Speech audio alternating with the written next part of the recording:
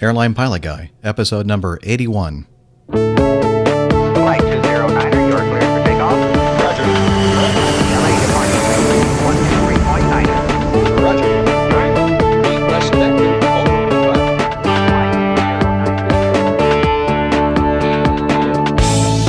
Hello, you're listening to the Airline Pilot Guy Show, the view from my side of the cockpit door. I'm Captain Jeff, your host, broadcasting live from Studio 570 in the Sheraton Waterside Hotel in beautiful Norfolk, Virginia.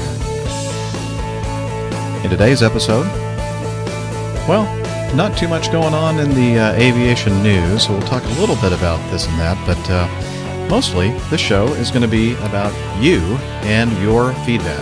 So you have lots of questions. I'm way behind in answering them, so I'm going to take this opportunity to try to catch up. So get all settled in, tray tables and seat backs in their upright and locked positions, electronic devices powered on. Flight 81 is ready for pushback. Well, first of all, let me tell you, I don't know what that air noise is going on in the background. I'm not sure you can hear it or not, but I turned off my air conditioning system, but I still hear airflow going through this pretty nice room at the Sheraton Waterside Hotel in Norfolk, Virginia, right on the water here. And I'm tired. You wouldn't think I'd be, because I only flew one leg today. This is day 3 of a 4-day. And yesterday, the first day on Monday, was a normal day. Flew. Actually, it was a very long day. We flew from Atlanta to New York's LaGuardia Airport, then back to Atlanta, and then all the way up to Providence, Rhode Island.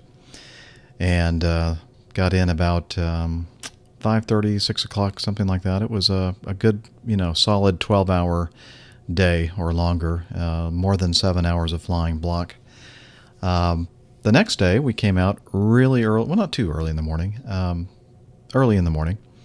And we were taxiing out for departure, and I looked up on the overhead annunciator panel and saw this light that said pitot static heater fail. And I'm thinking, okay, well, the switch is on. Well, that switch, that warning system checks a bunch of different items that are powered, that are all tied in together under that pitot heat system. And so we went through one by one and found out that the rudder load limiter, the rudder on the airplane, its travel is limited based on the speed that the aircraft is going. Because when the airplane slows down, you want a lot of rudder throw, a lot of rudder authority. But as you get faster and faster and faster, you want to make sure that you restrict the travel of the rudder so that you don't inadvertently use too much rudder, and then it really will give you kind of a weird oscillation. And so there's a system back there. There's like a little pitot tube back on the vertical stabilizer, the vertical tail, that senses airspeed. And then above a certain speed, it starts, as I said, restricting the travel of the rudder. And because it's sticking up there in the airflow, you need to have it heated, because if you're in icing conditions, the icing would basically make that completely ineffective, and so you want to make sure that thing's heated so that ice doesn't form on it. So we checked circuit breakers, did some troubleshooting, and then finally determined there is definitely something wrong with the system, so we had to bring it back. And the reason why we had to bring it back is that we couldn't get a no-ice clearance from Providence, Rhode Island to Atlanta, because of all places in the country, about the only place that was raining on Tuesday was Providence, Rhode Island, in that area. So, and you'd think, well, okay, Jeff, it's August, and so what if it's raining? It's not going to be icing. I mean, that's wintertime stuff. But as many of you know, you get up above in altitude, above the surface of the Earth, and the air temperature drops off very, very rapidly. And so if you're just a few thousand feet above the ground, or maybe tens of thousands of feet above the ground, in moisture conditions, there's a chance that you could have ice formation. So we couldn't safely fly our flight with the system in that condition. Now, if it had been a day with no precipitation forecast along the entire route of flight, perhaps we would have been able to go on a no ice dispatch, but in this case we weren't able to pull that trigger. So we had to wait for some mechanics to drive down from Boston with a part. Turns out they didn't have the part that they needed. They had to get the part from Detroit. So they had to wait for the Detroit flight to get in. Long story short, we finally left there around 3 o'clock, a little after 3 o'clock in the afternoon.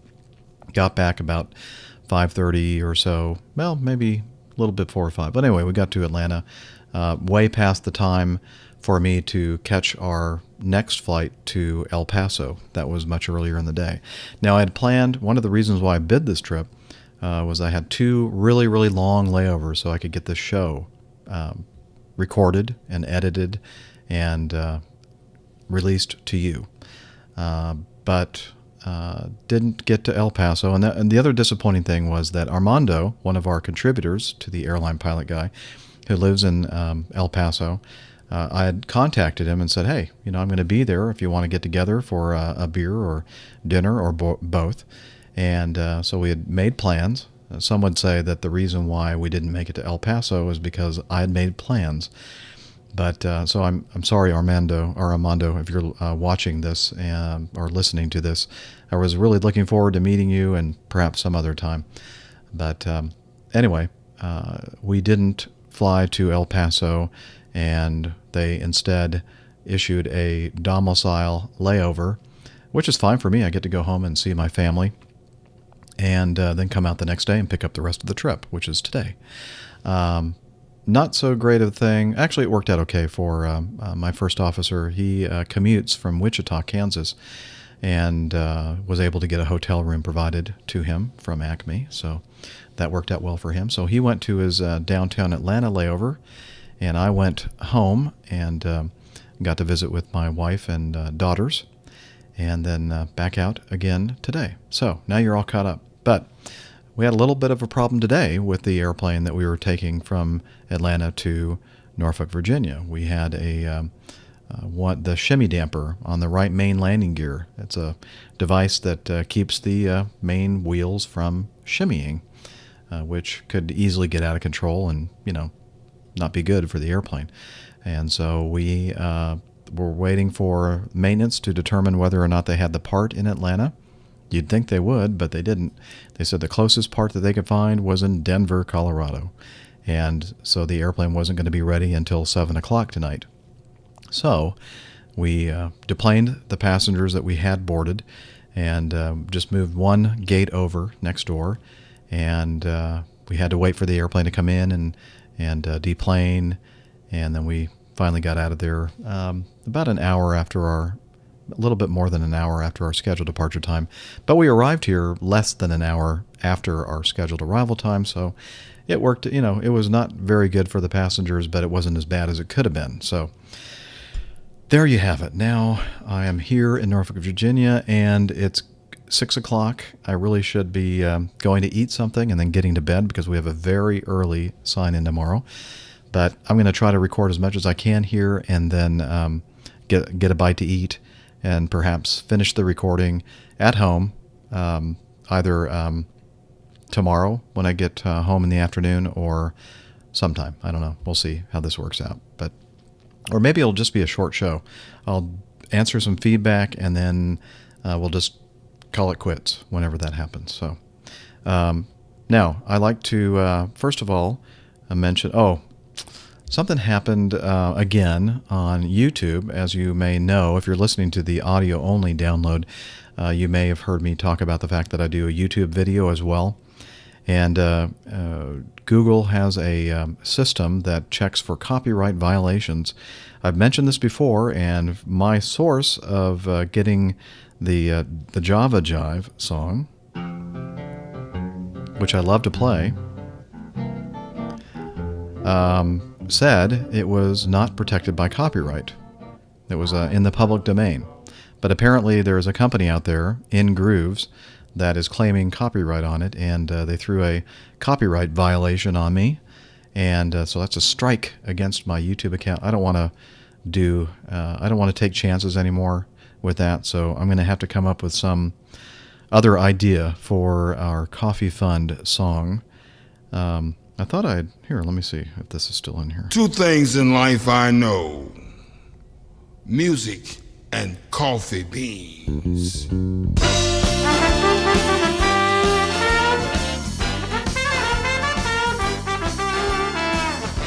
I'm a coffee man. I know all about the coffee beans. That'll do, I think. I'm a coffee For now. Maybe I'll try something different every time. I know all about So this guy is a coffee bean, apparently. And I apologize for the music being too loud. I had somebody give me some positive, critical feedback. Let's see, what's the word to use? Constructive criticism. That he listens to the show and he doesn't mind the musical interludes. However, sometimes they're not in the same volume level and he has to really turn it up to hear me, and then the music comes in and I know what he means. I try to normalize the volume levels on everything, but sometimes it doesn't work. Sometimes it catches me off guard, and I do apologize for that. But anyway, I'll try to be more careful with the music levels. So, Coffee Fund, thank you again for donating to my fund. And that this week it's Jose, Vernon, Jeremiah, Michael, and Jim.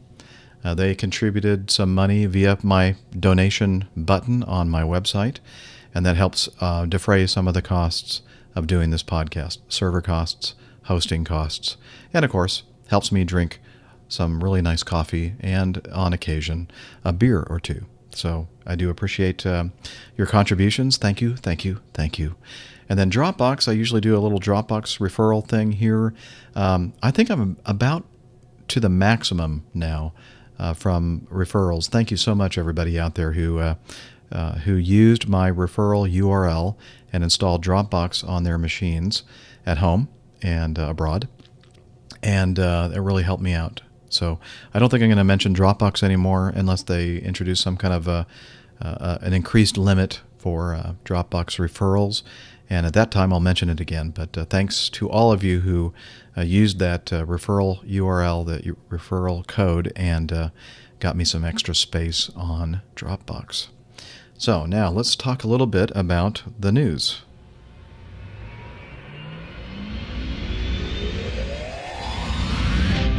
How's that? Is that volume better?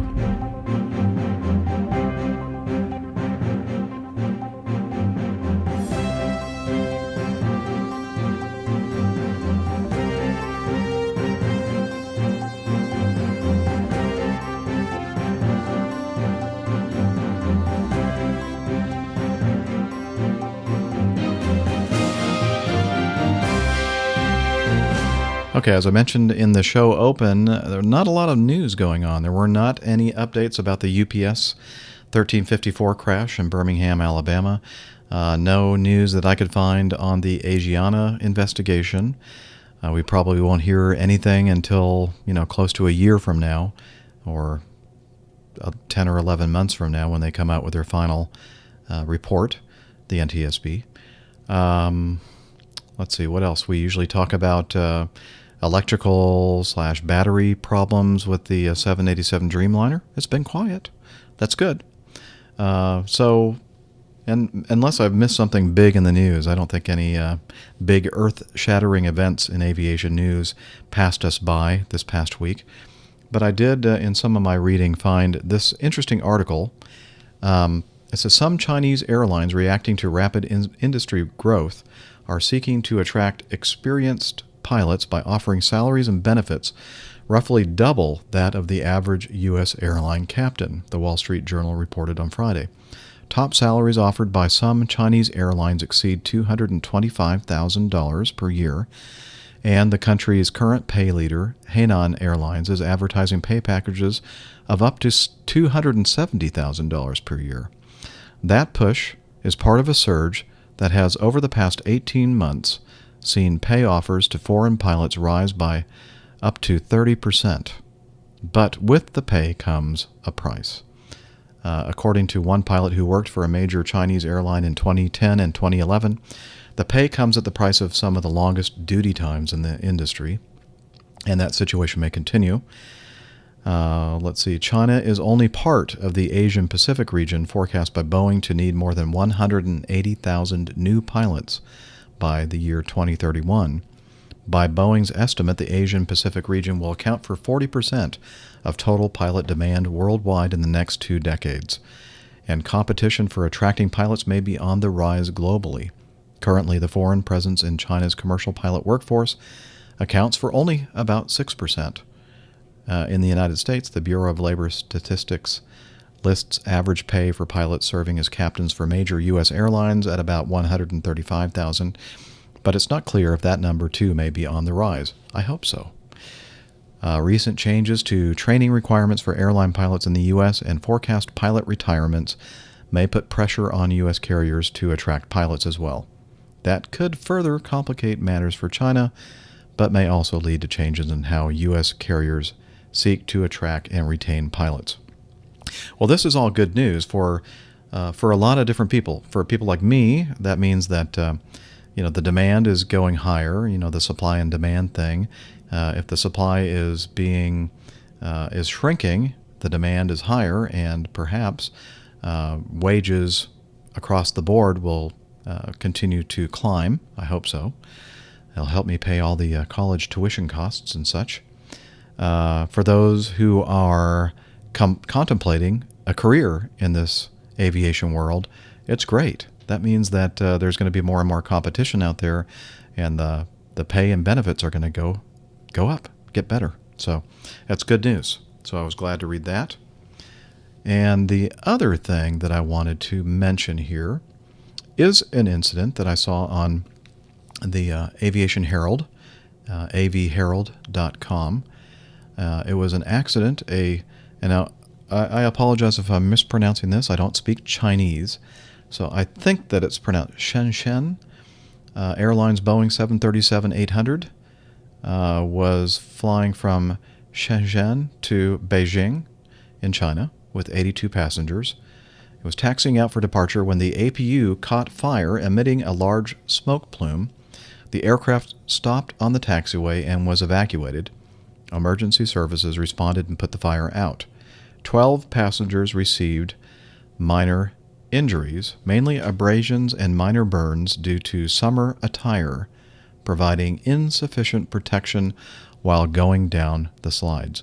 Now, I think I mentioned on the last episode, or perhaps 2 episodes ago, it was one of my thoughts about maybe we should think about what we're wearing when we go flying. And even though it's hot this time of year and everybody's going, well, I guess everybody's going back to school now, but when it was hot and people were going on vacations and such, and I still see it today. I mean, walking around the airport today, seeing people wearing very, very little.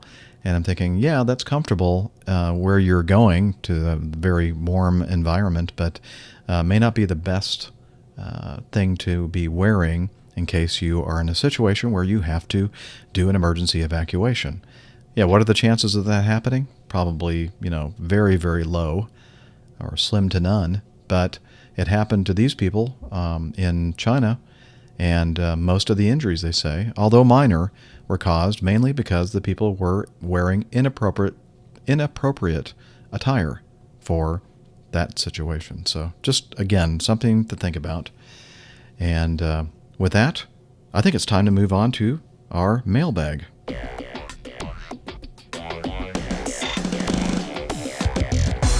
Captain, incoming message. Well, thank you very much. So, let me click on the right button here. There we go.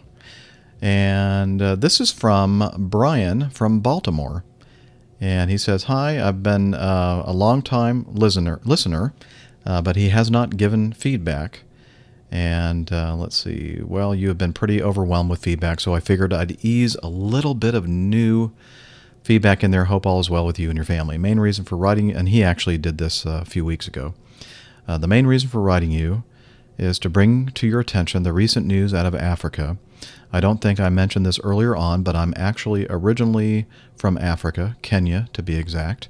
And the recent fire in the International Arrivals Terminal was absurd, especially this being a big part of Africa, or East Africa, as a hub, and rumors circulating around say that if the fire trucks at the airport had water and drivers, so if the fire trucks at the airport had water and drivers, the fire wouldn't have been as bad. And it saddens Brian, as a Kenyan pilot, to imagine an international airport without working fire trucks. Maybe you can raise a few internet sites or look at a few internet sites and find links for the listeners about it. Anyway, safe skies, tailwinds, and unlimited visibility. Brian from Baltimore. Cheers. Well, thanks, Brian, for your feedback.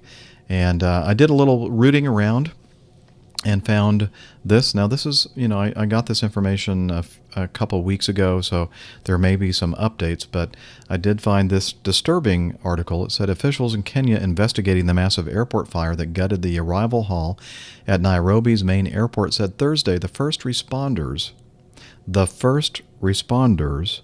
looted electronics, a bank, and an ATM during and after the blaze. The official said that first responders stole electronics and money from an ATM.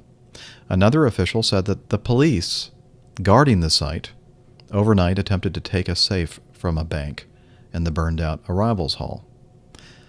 All four officials who described the alleged looting are close to the investigation. They insisted on anonymity because they weren't authorized to share the information. Well, they're probably worried that the people that they're ratting on are going to get them, and I wouldn't blame them for being concerned about that. Very sad. I agree with you, Brian. It's really sad that a big hub terminal like this one in Kenya, Nairobi, catching on fire. And then that's sad enough, the fire part of it and the damage, but the looting by first responders and policemen is just unacceptable. And I'm sorry to hear about that from your country. I know that you're probably disappointed with your fellow countrymen as well. Now that that's a very, very small number of people. Of course, that doesn't paint the entire population of Kenya as being crooks by any means. But it just goes to show that you can't trust people out there, or some people it is. Anyway, if we hear any more about that, we'll definitely update you. You know what I forgot to do at the beginning? I forgot to mention a correction that Doug sent me in. I was talking about the spiders at the air traffic control facility in the Kansas City area. And it was the facility is located in, I think I said Olathe, or I basically didn't know how to pronounce it. So Doug is going to set me straight here and help me with the pronunciation for Olathe. Captain Jeff, it's Steve in Tulsa with one quick and minor correction for you. In a recent episode, you talk about spiders taking over an air traffic control facility, and that facility was Kansas City Center, which is located in a town named Olathe. I think your pronunciation was just a hair off, a common mistake for Olathe, but nonetheless, the pronunciation is Olathe. And you might have also heard of Olathe as the headquarters of the Garmin company, which makes aviation GPS displays and whatnot. Anyway, very much appreciate your effort and hard work in the APG podcast and also the Catholic Pilot. Thank you very much for your time, and we look forward to the next episode as always. Well, thanks, Doug, for setting me straight. Olathe. And while I'm talking about pronunciation, now, if you haven't been listening for a long time, one of my pet peeves is the mispronunciation of, and it's becoming so commonplace that I think that people really do think I'm joking when I say it, but I'm not joking. It's not potable water, it's potable. I hear it all the time, and I think they're probably going to have to change the pronunciation in Webster's or something, because so many people are mispronouncing it, saying potable. Remember, if there were two T's in P-O-T-A-B-L-E, if it was P-O-T-T-A-B-L-E, It would be potable, but it's not. It's potable, like potato. Okay? Now, if you're pronouncing it wrong, that means that you're not old like I am and watched years and years and years of Jeopardy with Alex Trebek. And very, very commonly they'd have a category in either Jeopardy or Double Jeopardy called Potent Potables. That's how I know that it's pronounced that way. So I digress. I know I shouldn't get all upset about little things like that, but that's just me. What can I say? All right, so thank you, Doug, again for the correction for Olathe, Kansas. I'll never mispronounce it again. Good friend John Clem writes, here's a better video to share about this new Google Glass heads-up display. Tam Pho, who is the developer of this system, is his classmate, and so he knows the guy that developed this thing. So, and apparently it's below $2,000 for this technology. Sounds like a good price. Okay, so what he's talking about here is a company named Aerocross Systems, and they were showing this at a couple of weeks ago, the Air Venture, the EAA Air Venture in Oshkosh, Wisconsin. They had a little booth showing their new product called Brilliant Eyes head-mounted display. Aerocross Systems is developing the Brilliant Eyes smart glasses head-mounted display, HMD, based on years of research into using new innovative technologies to enhance situational awareness in the general aviation cockpit. Brilliant Eyes is the world's first augmented reality HMD that leverages recent advances in wearable computing with the general aviation pilot in mind. The press release for the recent exhibit of the Brilliant Eyes prototype concept demonstrator at EAA Air Venture can be downloaded here. I'll have a link in the show notes as long as I don't forget. And very interesting. It's definitely worth watching. It shows the basically this head-up display and a device that resembles Google Glass, except for it's a little bit more cumbersome. It's bigger and bulkier, but it throws a little bit of a plexiglass screen in front of your eyes, and it's basically a fancy head-up display technology for general aviation pilots. And from what I understand, they're shooting for a price to be something under $2,000. So thank you for the heads up, John, on that. We'll have to check that out and check out that video. Sam writes, it's Sam, the airline cadet living in Australia. I'm not sure if you remember. Yes, I do. But I sent some feedback a few months ago about cadetships. Just thought I would give you a quick update. I've just got back from the UK after finishing our A320 type rating training over there. The course went well. It was hard work, but good fun at the same time. We start our induction into the airline next week down in Melbourne for a few weeks, and then I will be based in Sydney flying domestic. On that note, if you're still planning to visit Australia in the near future, Sam, I wish I were. In fact, I was supposed to be down there right now. My good friend Father Roderick is down there. I'm looking at his Facebook and all the pictures he's sending. He's having a blast. I wish I were there, but I'm not, alas. Anyway, Sam says, if you're still planning to visit, or if you're in the area in the future, it would be great to buy you an Australian beer. I'll be between Sydney and Melbourne frequently if you're visiting those cities. Once again, thank you for the great podcast. Wishing you clear skies and tailwinds. Sam. Thanks, Sam. And thanks for the update, by the way. The ab initio training program, the cadet program that he's talking about, is one of the, I believe, one of the Australian domestic carriers, or maybe a domestic and international carrier. He doesn't state which one, as I don't state my actual real airline on this show, although many of you know who I fly for, Acme, of course. Anyway, this is one of the airlines that has a program where you go through basically with little to no experience and you learn how to fly. They teach you how to fly and bringing you up to speed all the way up to their transport category aircraft, in this case the Airbus 320. He's all checked out, or just about to be, and he's about to begin his adventure in his career in aviation, airline aviation. So fantastic, Sam.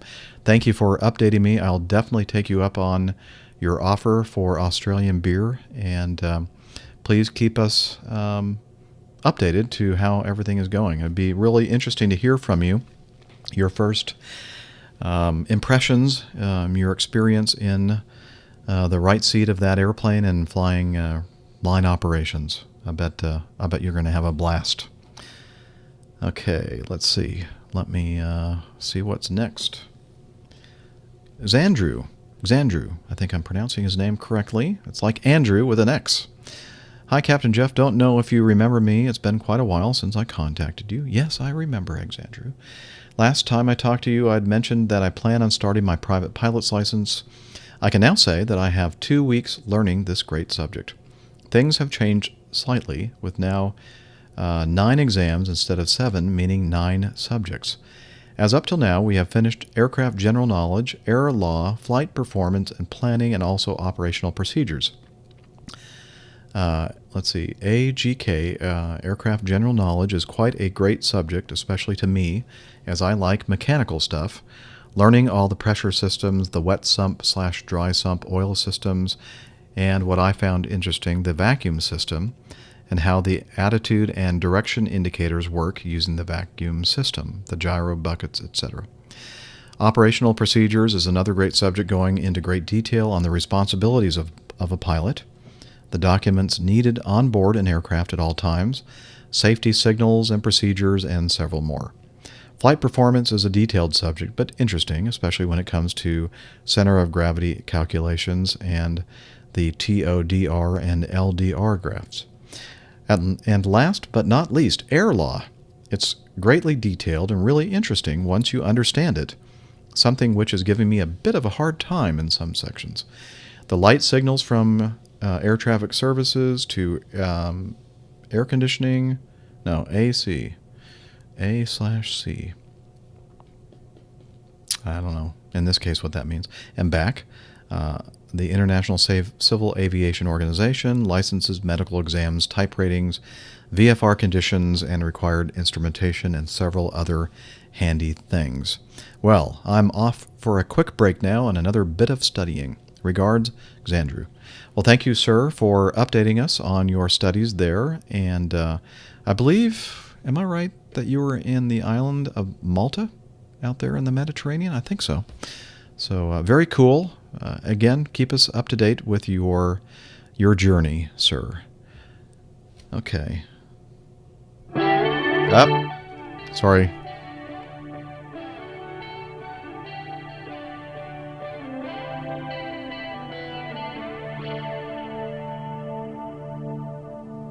Okay, that happened at 33:29 on my H2. So I'm going to do that again.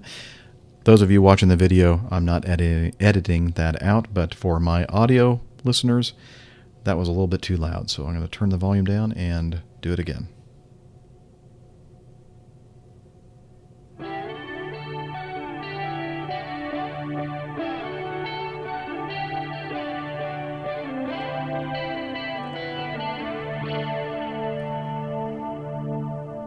Well, Chris in Boston writes, let's see, worth a shot, I guess. ATC Voice brings the controlled chaos of air traffic control to iPad.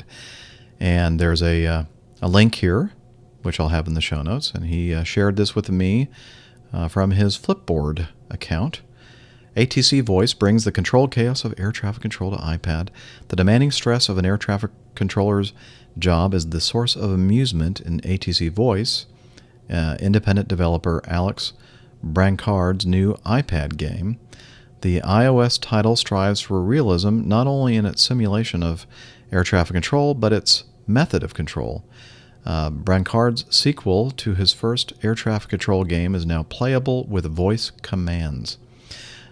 So there is, it's an iPad game, some real-time air traffic control. You have, looking at the screenshot here, you have tags with data information for the various flights.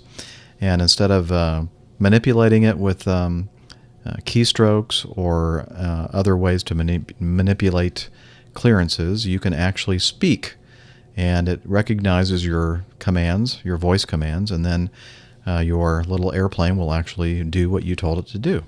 So it's $9.99 though. It's not cheap. It's not a 99-cent game. And honestly, I'm not really much of a gamer, so I did not download it myself. But those of you out there who are may want to check out ATC Voice. And I'll again have a link in the show notes. And if you do download it and give it a shot, let me know how that goes and what you think of it. And especially for those of you out there who are air traffic controllers listening, I know I have a couple of you listening out there. Why don't you, if you get a chance, check out that new game. So I do thank you, Chris, for the feedback. And several people have asked about in the past getting access or gaining access to real full motion simulators, and they don't feel like, or they don't know anything about how to access them because they are not in the airline industry as I am, or being trained in the airline industry, or don't have $10,000 to spend on getting in one of these full motion airline simulators. And Keith and PJ wrote to me and told me a couple different cases where you can get in these full motion real airline simulators. This is from Keith. I love the podcast, having just returned to flying as a private pilot after a 20-year hiatus. I am appreciative of all the wisdom one can get from podcasts such as the Airline Pilot Guy. Yeah, there are a lot of other great podcasts out there. The Airplane Geeks podcast, the Stuck Mic podcast, the Aviation Careers podcast, many others out there. I just because I'm not mentioning your podcast, if you're listening, doesn't mean that it isn't a great podcast. There are so many great aviation podcasts out there that I'd be spending all the time on my show talking about them. So, and I'm just one little tiny little speck in the aviation podcast continuum. So, but I do appreciate the kind words, Keith. The insight you have into the Asiana flight was excellent. Thank you. You had earlier commented on sim time for large aircraft. There is one near YYZ, which is Toronto. I've included some information on it. I know you're behind in your feedback, so I would not expect any reply or mention. Hey, I'm catching up. So he sent me some information about Threshold Aviation and their packages. And they're quite affordable. They're not cheap. I mean, it's several $100s to spend just a couple hours in the simulators. But I'll have a link in the show notes to thresholdaviation.com and their 737 Next Generation Airliner Simulator packages. And then PJ in Houston. Oh, wait, no, I did actually clip some of it here. Let's see. Their packages vary from $125 for 1 hour to $250 for 2.5 hours. So that's not bad, actually. A lot more affordable than I thought it would be. But PJ writes, just listening to Airline Pilot Guy number 73, wanted to reply to Lee from Sydney, his feedback regarding sim training for non-airline employees. You mentioned you didn't know if you could do that here or not, and it turns out you can. Check out this link, and he has a link to B737.com. Seems like the 737 simulators are quite popular. For the very reasonable price of $495. That's reasonable, PJ? Wow, you must have a lot of money. Well, you get 10 hours of ground school. Actually, that is pretty reasonable. $495, you get 10 hours of ground school, 2 hours in the CPT, 1 hour of full motion sim time that can be logged, along with 2 ILS approaches and 2 landings. For an extra $125, you can get your high altitude endorsement, whatever that is. You can do this either in the Boeing 737 Next Generation or the A320 simulators. As always, enjoy the show. Keep up the great work. PJ in Houston. Thanks, PJ. I appreciate that. So, there you go. Apparently, there are opportunities for you out there if you're one of those folks who want to get into a real airline simulator and you have a little extra cash, or you've been saving up, all the coins in your piggy bank, and you want to go ahead and break that thing open and see what it's like to be in a full motion sim, there are opportunities for you. And I kind of chuckle a little bit about this whole thing because the simulator is like one of the last places I want to be on Earth. When I was an Air Force instructor pilot, we had to spend a lot of time in the box, we call it, training students basic, fundamentals and skills and that kind of thing, procedures. I hated the simulator, and I hate going into it now as an airline pilot. I mean, I dread it. But if you've never had the opportunity, I guess it's worth it. Okay, one man's treasure, right? No, one man's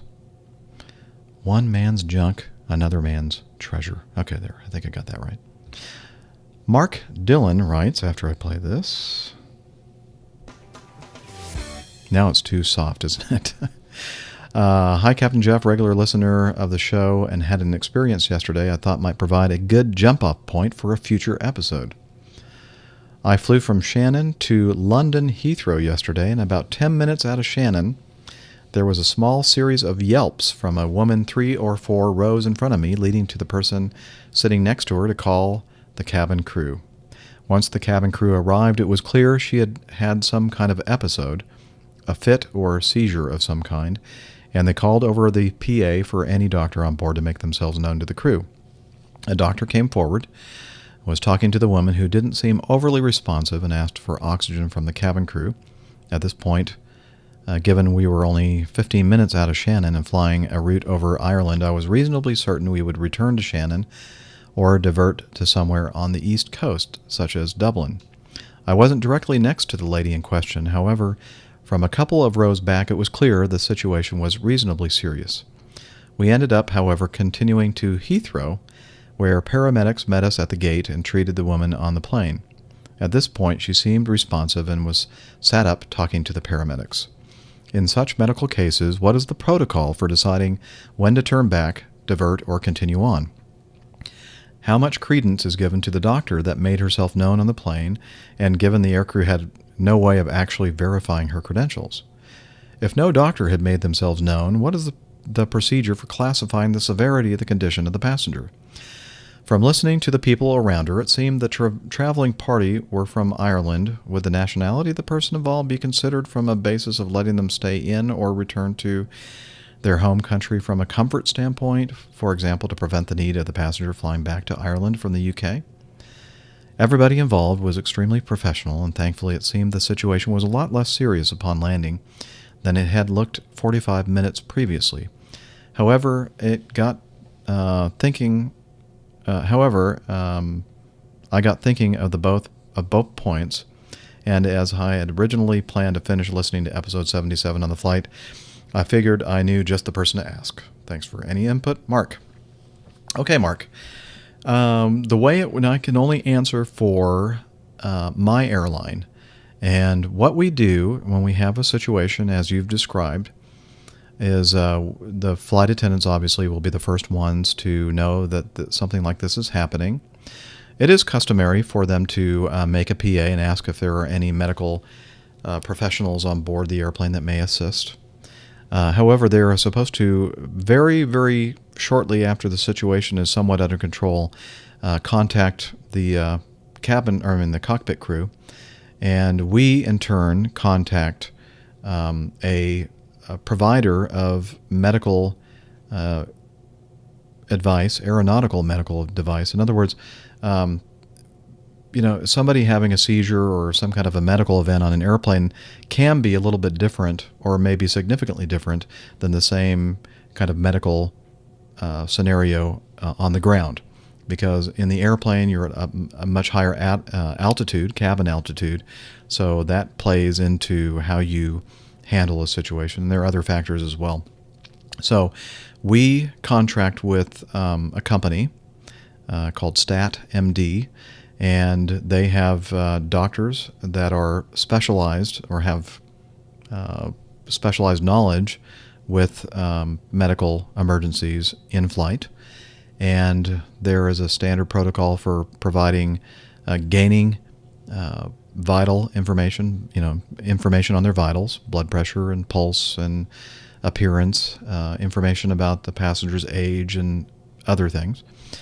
And then we pass on that information through a phone patch to StatMD, and then they assess the situation. They also take input from if there's a doctor or a nurse or any kind of a medical professional on board who is attending to the person who is having the experience.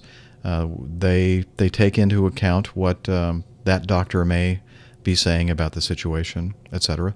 But the folks on the other end of the line at StatMD are the ones that basically have the final say whether we, if a situation, they deem this situation critical and we need to divert right away to the closest suitable medical place or airport that has medical facilities, or whether or not this is something to monitor and continue the flight, and that sort of decision that seems to have been made on your flight from Shannon to Heathrow.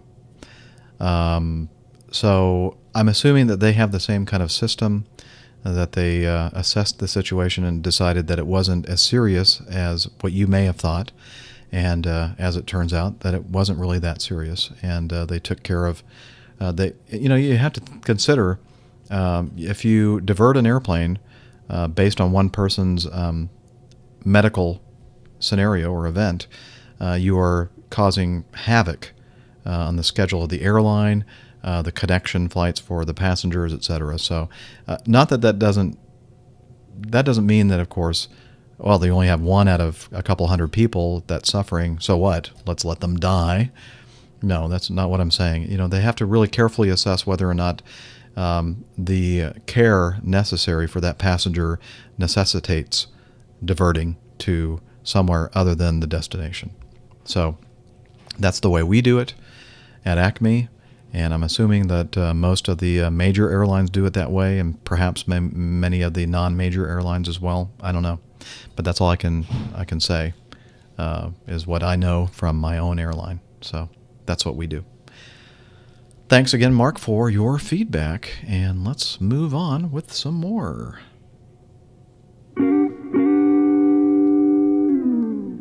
Someone sent this to me, and if I find out who it was, I will give you credit.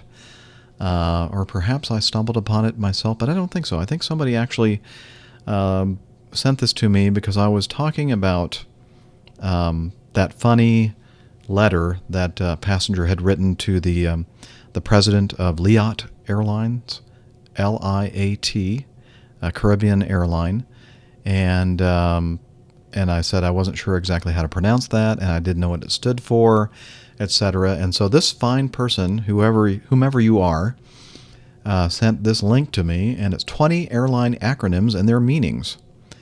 And I'll have a link to this in the show notes, and it's definitely worth looking up.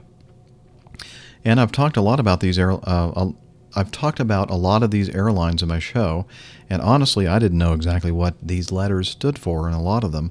For instance, ANA, I talk about them a lot because they are the largest operator of the Boeing 787 Dreamliner, and I knew this one, All Nippon Airways, is what ANA stands for, and in the Japanese it's Zen Nippon Kyoto Gabojuki Kaja. No, I didn't get anywhere close to the proper Japanese pronunciation. But of course, they're a Japanese airline. COPA, I didn't know this. That stands for Compagnia Panamania.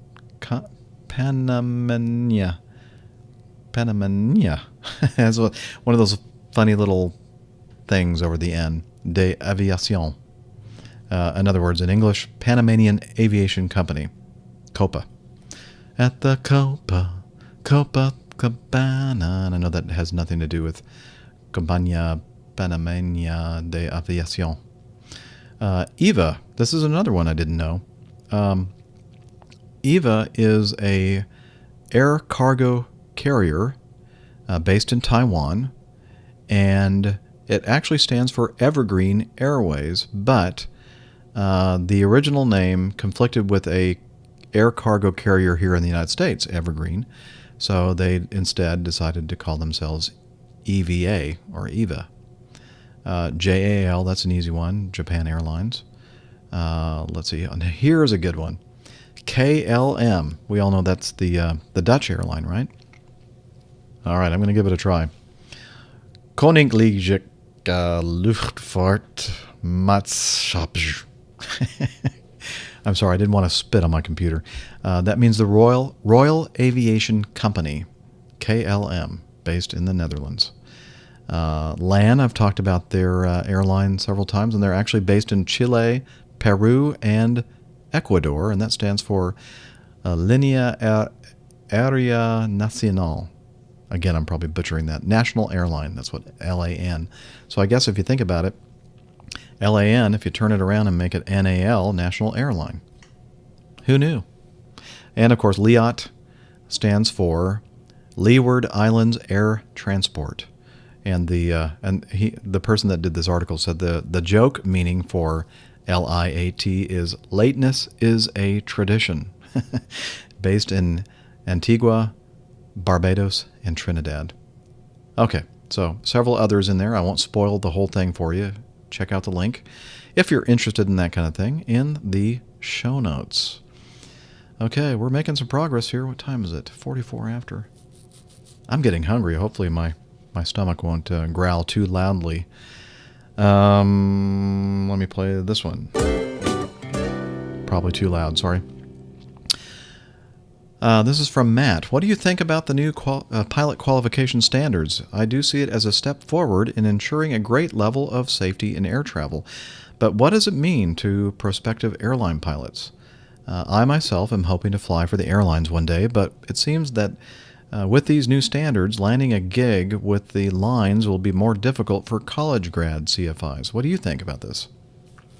Well, Matt, actually, I think the opposite. I think that if you're going to go up, you need to get a college degree, okay, at least to get on with the majors eventually. You're going to have a college degree.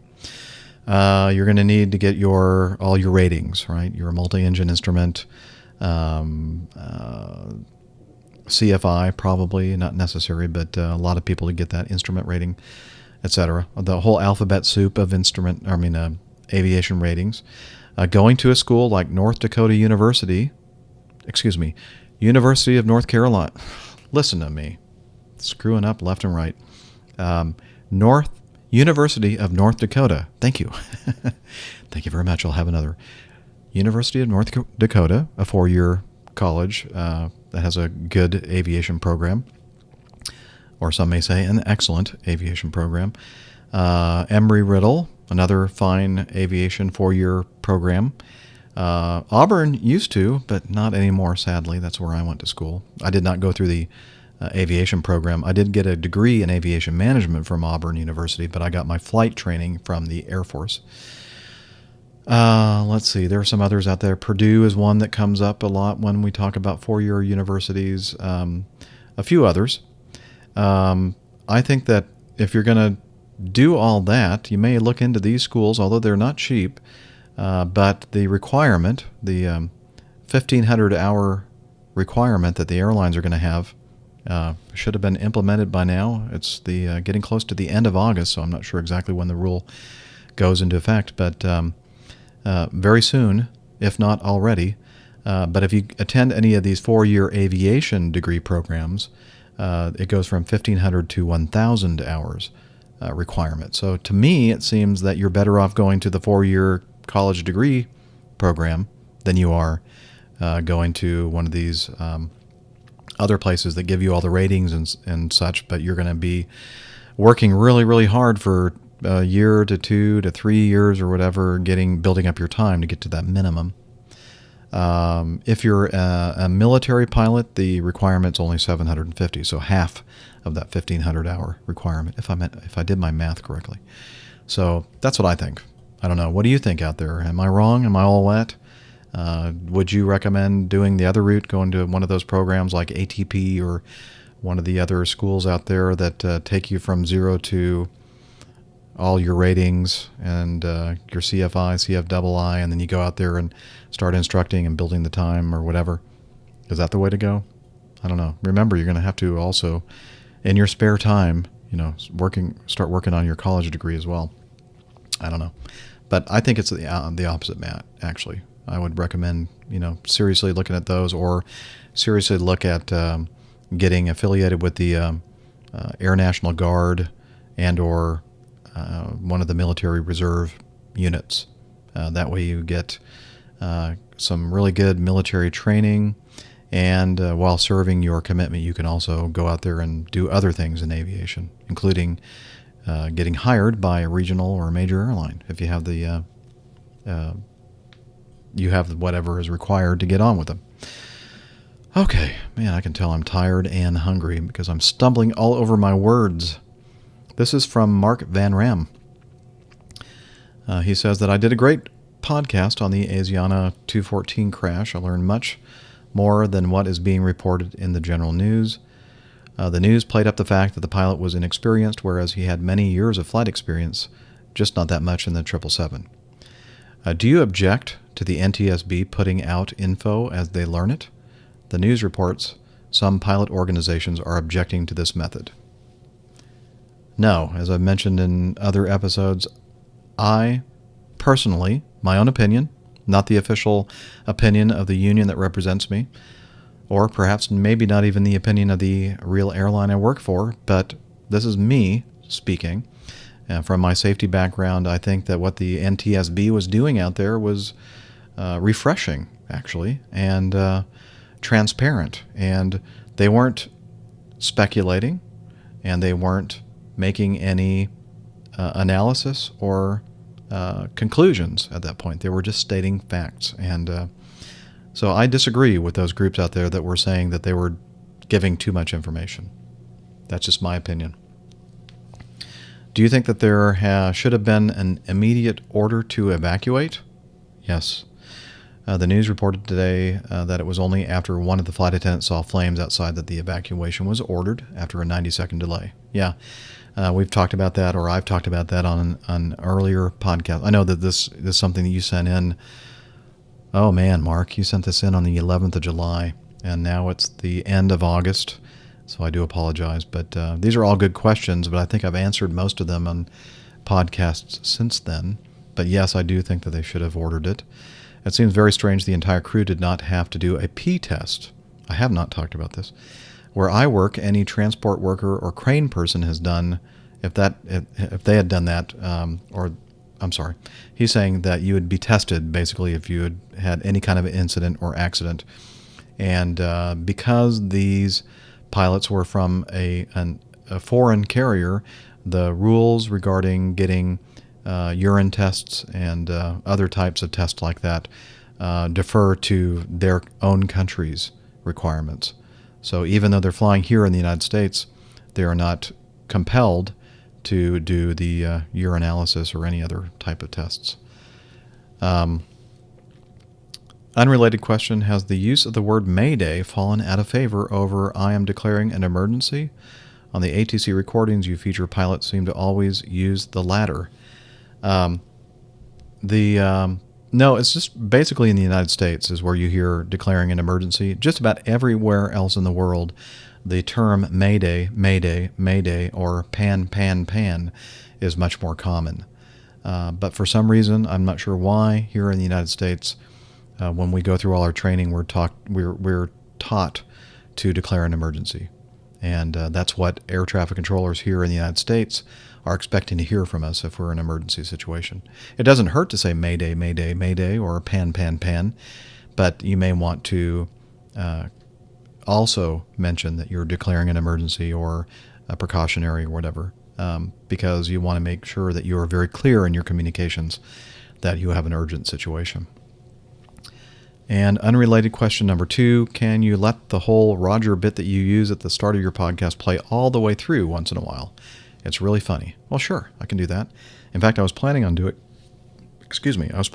it on this show, but I forgot to set it up. So perhaps I'll remember to do it sometime. But that's from, all you have to do is do a Google search for Airplane.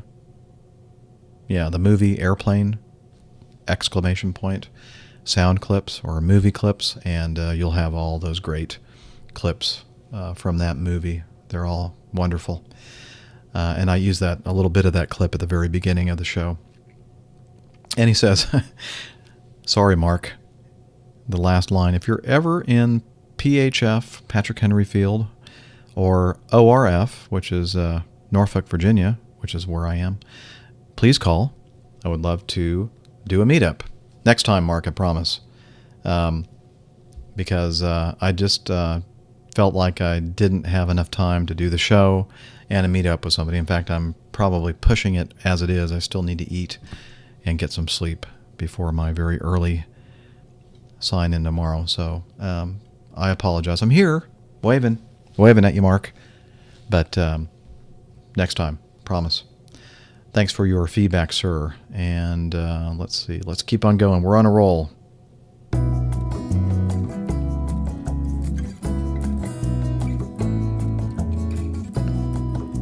Okay, speaking of the Asiana flight, we talked about the emergency evacuations. He said, Tom writes a few items that I thought I'd share with you. First is a video of the Airbus 380 and their 90-second evaluation test. And he's also found the same video for the 777 in light of the recent accident. So he sent me 2 links from YouTube showing the evacuation tests. So again, I'll have those in the show notes. You can check them out yourself. And speaking of Airplane, the movie, which was a satire on all of the airport movies in the 70s, like Airport 75, Jeff writes, not me, another Jeff, Jeff from Zionsville, Indiana, and he said he's listened to my podcast since the very earliest episodes. Hard to believe you are up in the 70s now. I was thinking about airplane movies, actually in the 80s, right? I was thinking about airplane movies the other day and was wondering if you had a favorite. I've seen many, but my all-time favorite is Airport 75. Probably because it is one of the first airplane movies I've seen, and I really like the music. Do you have any favorites? No, except for the airplane, the spoof. Also, while thinking about this movie, I wondered how realistic are the events. If a small private plane were to crash into a 747, would the jumbo behave as it did in the movie, or is this just good or bad, depending on your perspective, theater? Thanks for all you do, Jeff in Zionsville. Bad. Totally no way that could happen kind of thing. They hit an airplane like they did in Airport 75, Airport 75, and that 747's going down, or at least there's going to be a huge rapid decompression.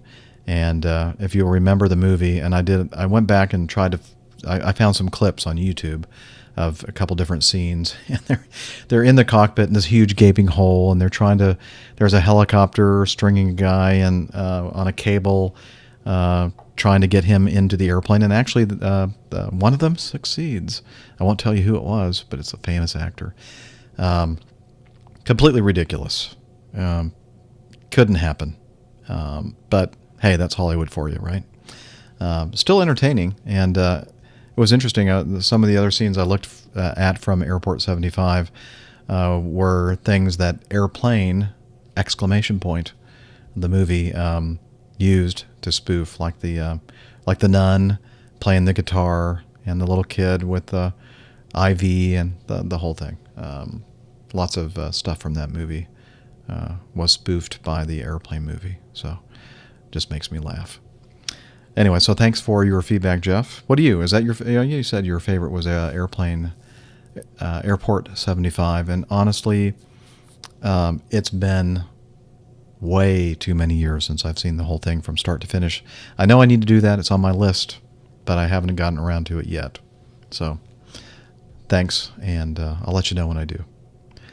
Luke writes, he's in the UK. With regard to APG 75 and criminal prosecution, generally I agree with you that the safety aspect should be the primary focus. However, I do think that if the actions of the crew were so grossly below the required standard, such that it cost 3 people their lives, that prosecution should be an option. While we have to consider future safety paramount, why should the guilty parties, if indeed they are, be allowed to get away with negligence that led to the death of 3 people. If I drive my car, I'm distracted and run down people killing them, I would not expect to get away without punishment. So why should these people? Again, this is presupposing that there was negligence, which I'm not saying there was. The NTSB will make that determination. Hope this finds you well. Clear skies. Luke in the UK. Yeah, Luke, I don't think there's any evidence at all that there was any kind of negligence in this incident, unless you want to consider improper training or emphasis on certain types of flying in their training by their carrier negligence. Perhaps I could go with you there, but criminal prosecution for the pilots involved in the Asiana crash? No. I don't think it was their fault as far as negligence is concerned that they should be criminally prosecuted. Should they be punished in some way? Sure, I think. But we'll have to wait for the outcome of the investigation. But again, I think we're treading down a very, very slippery slope if we start criminally prosecuting pilots for making human errors. Unless, again, as you were presupposing about the negligence thing. If I go up there and fly an airplane drunk, knowing full well that I'm inebriated and incapable of providing safe flight for my passengers, then I'm being negligent. I don't equate it with driving down the road and hitting people because you're distracted by something. I don't see it as the same thing. Those are 2 entirely different things, in my opinion. Again, that's my opinion. But criminal prosecution, I don't think so. Thanks for your feedback, anyway.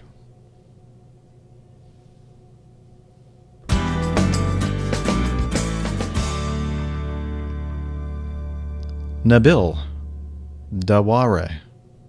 How'd I do, Nabil? Nabil, maybe. I've been a listener for a while now, and I'm really enjoying the podcast. I've been an airline enthusiast since my first flight about 18 years ago. My question came up from one of my last flights on how equipment changes work.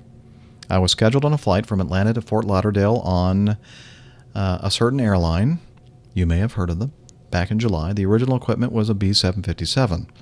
I was staying in North Atlanta, and right before I got on the train, 2 hours before departure, to ride down to the airport, I checked my phone and saw that my flight was still on time and a 757. By the time I got to the airport and checked in, 1 hour before departure, I noticed my seat had changed, and I was now on a wide-body 767. I'll skip all the details of my excitement since I'd never been on a 767, and had been trying to get on one for a while, but it did get me to thinking, how easy is it to make equipment changes? Are there normally spare pilots and crew around that can be substituted in? Would this have been a swap between 2 flights? So the 767 flight got downgraded to a 757? Or was this just known to the airline for a while, but they never bothered to update their website, so it appears that they did the swap at the last minute? Thanks for your contribution. I really enjoy the show. Okay, to answer your question, well, it could have been many different things. I don't know the situation.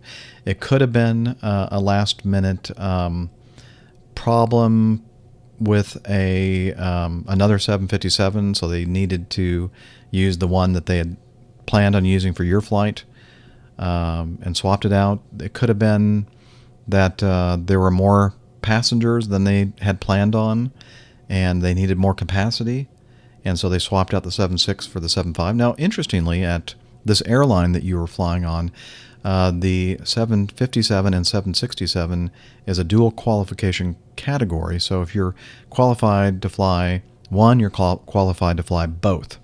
And so the crew, it's likely that the crew that would have flown the 757 was the same crew that flew your 767. Could have been that the station that you were going to, let's say you were going to Fort Lauderdale, maybe they needed a bigger airplane to bring all the passengers back to Atlanta. So even though your flight may not have been that full, they still needed that extra capacity coming back. It could have been so many different things. In general, no, we don't have airplanes just sitting around being spares. There may be some airplanes that are considered in spare status, but due to maintenance or whatever, and they're ready before they thought they were going to be ready or whatever, that are available to be swapped out. And we do have crews available on reserve, on call, that can come in and do this kind of last-minute thing if that's necessary. Again, it could have been that this was part of the regular trip for these guys, and instead of flying the 7.5, they flew the 7.6. So too many variables in this to know for sure exactly what happened there.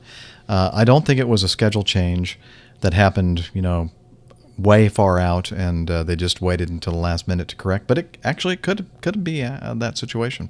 I don't know. So basically, I'm not really helping at all with your question.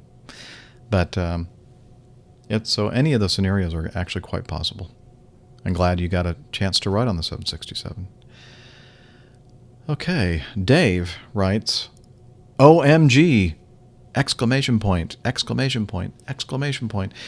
He has a link to MSN.com article. The FAA certifies first drones for civilian use.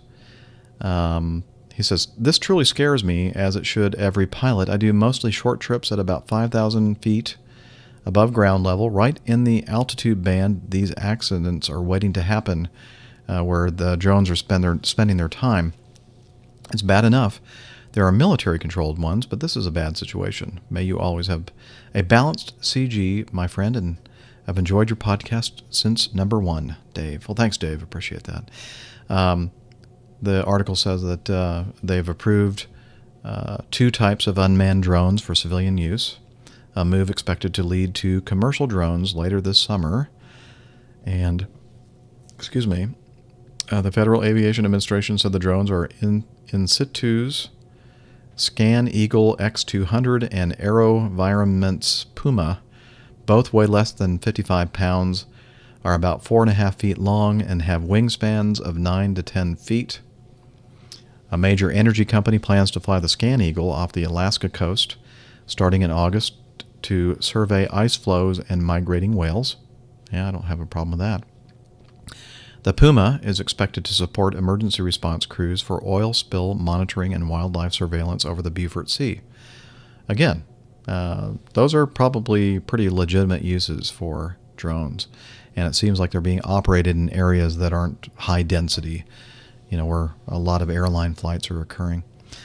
Speaking of drones, I don't know if you saw this or not, but I was looking through some stuff and saw, I think it was some town in Virginia was doing the running of the bulls, kind of like what they do in the city in Spain. And they had some, I don't know if it was a news organization or some private company or whatever, but there was a drone that was flying above the crowd, and somebody had their camera pointed right at it when it was hovering around, and all of a sudden it just lost stability and went diving into the crowd and hit this guy right in the face. And there were several minor injuries involved in the thing. Now, think about it. If that had been a much larger drone, if that had happened, that would have been tragic. Okay, let's see.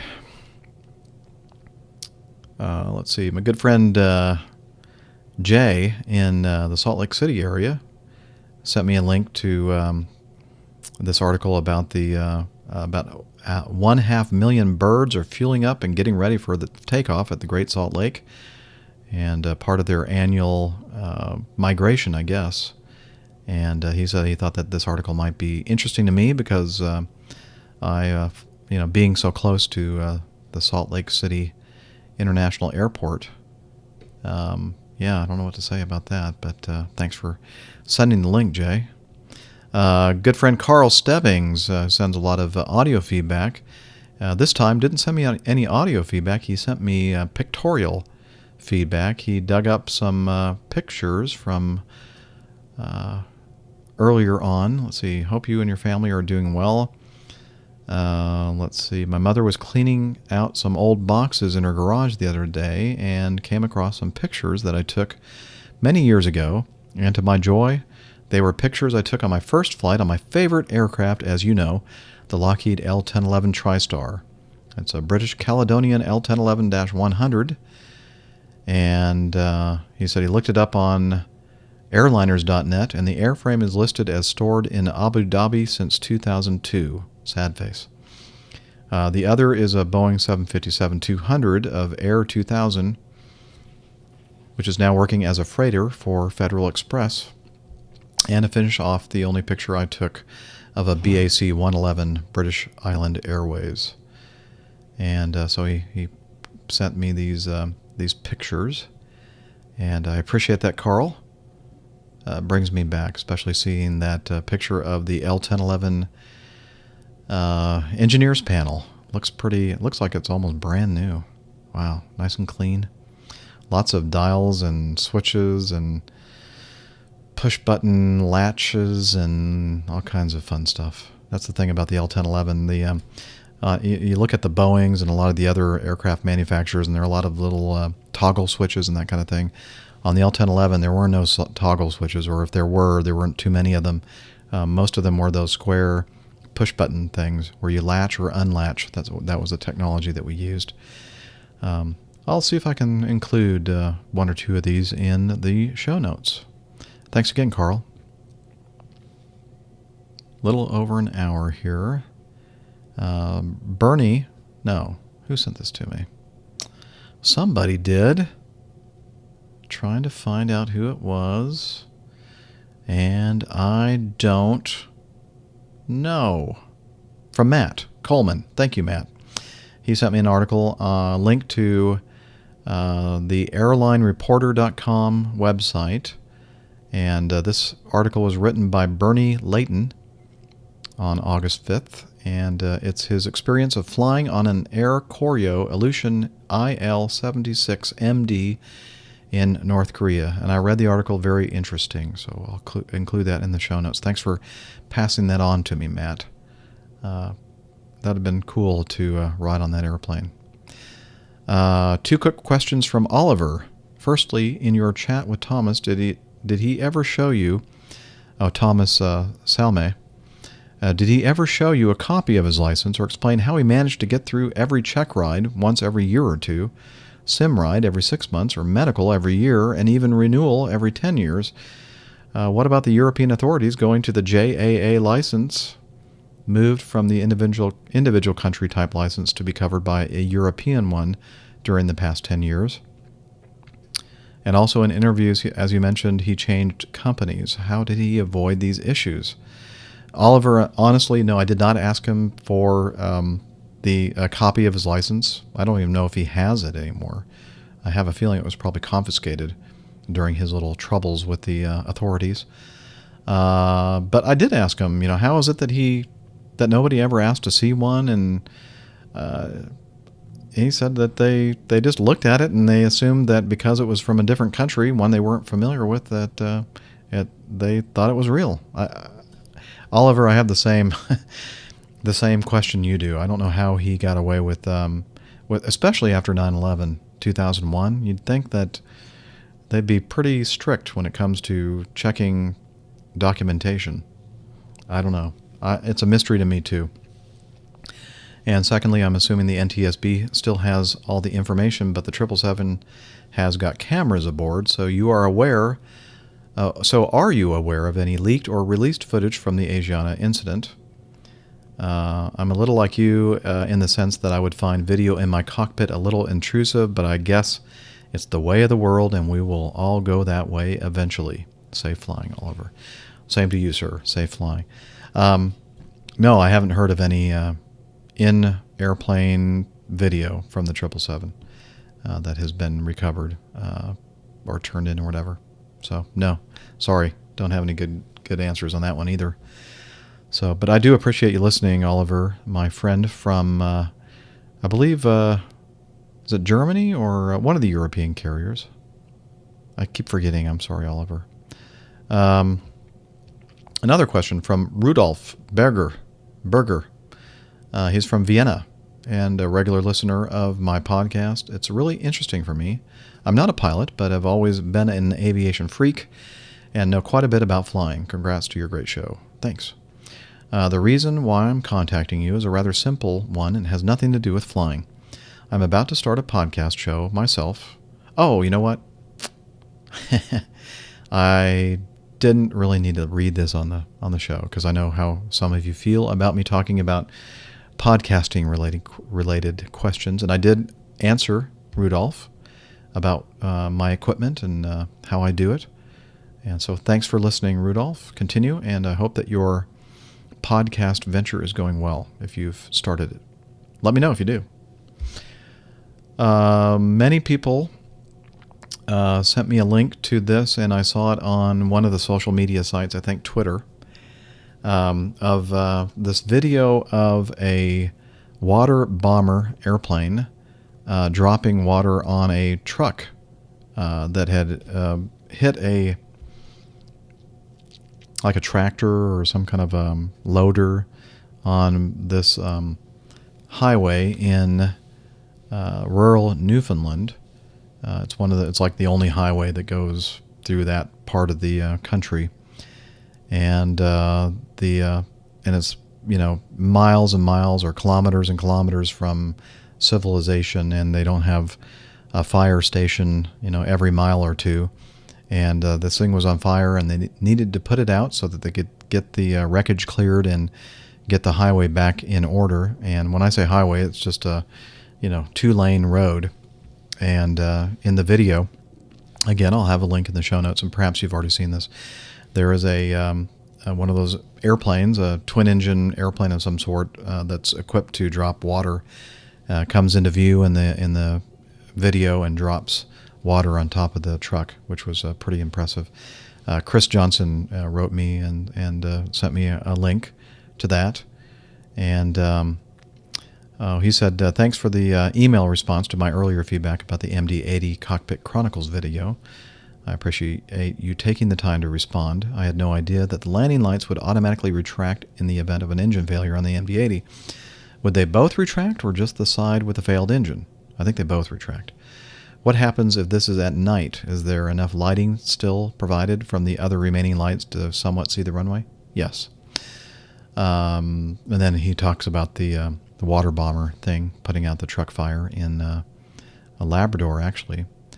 I think that highway goes through both Labrador and rural Newfoundland, or Newfoundland, as they say. So thank you, Chris, for sending the feedback. Let's see. This happened last week. Let's see. This was sent to me, about 2 weeks ago. It was an Airbus 330, and it was he has a picture of, probably from 24 Radar or whatever that site is that tracks the radar, kind of like FlightAware, but it's a different company that does this one. And it's showing the track of this Airbus flight that it was a Delta Airbus 330, and it was a problem with the flaps. They were stuck in an extended position used at takeoff and were not able to retract them. And on the track, the bird's eye view of what this airplane was doing was going around and around and around like a holding pattern. Is it my assumption that they cannot dump fuel on an Airbus 330 and therefore had to circle around to get to a landing weight within limits? Let's see. This is probably done because with flaps extracted, they would not have made it to their destination because of too much fuel burn.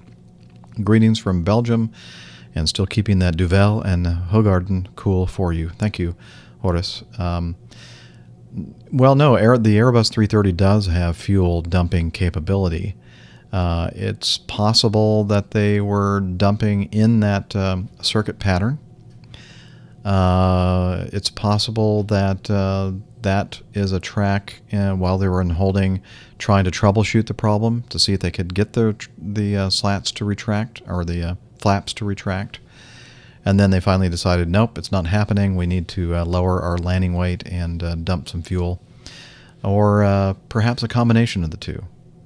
And you're right that you can't go on a long distance flight with the flaps in the takeoff position or extended position, because yes, it does burn a lot more fuel. There are limit speeds on how fast you can go.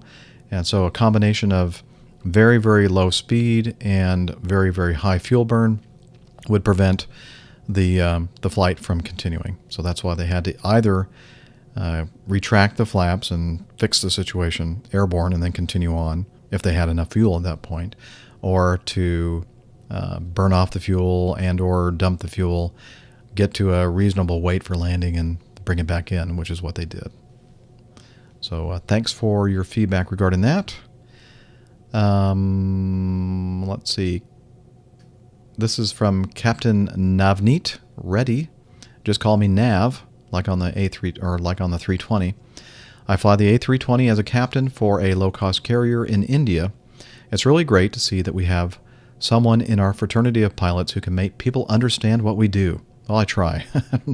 I don't know if I always succeed, but I try to bring it to a layman's level of explanation when I can. I've flown with a lot of Canadians in my career when I was a first officer, and I've really enjoyed my time with them. We, in fact, have a lot of expats in our company, some of whom are Canadians and some Americans, to name a few, based where I'm at. Getting back, we have a lot going on with aviation in India. Yeah, you sure do. And it would be great if you could have them also included on your show. I could help with that. Let me know. Cheers and happy landings.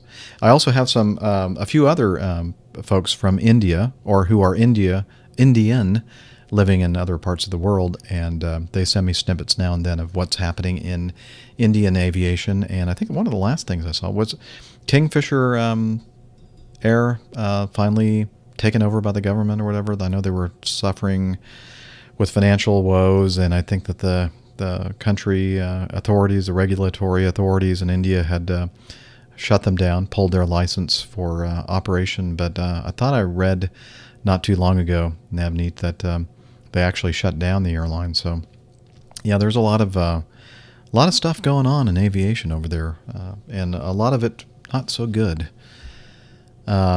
He said in your last episode, this is a PS, you were wondering what FTL meant about picking your flights. Well, it means flight time limitation. It's what we call it in India as well. Thank you. Yeah, I didn't know what FTL meant. So we were talking about bidding. Do you bid for days off, or do you bid for FTL, and for flight time limitation?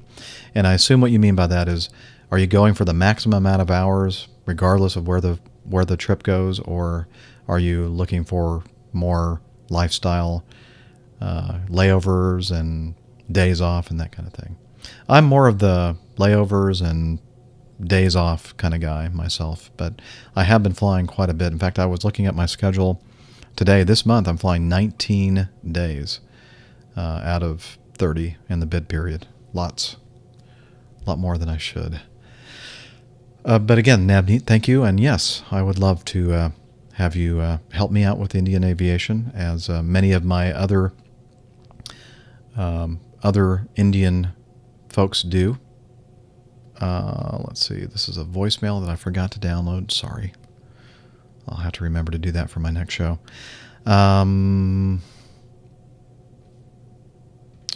Okay, that's about that. Hey, I have some audio feedback. So let me play it and see who we have here. Hey, Captain Jeff, this is Alex here. First off, there's a couple of things that I'd like to talk about, here, just leaving you some feedback.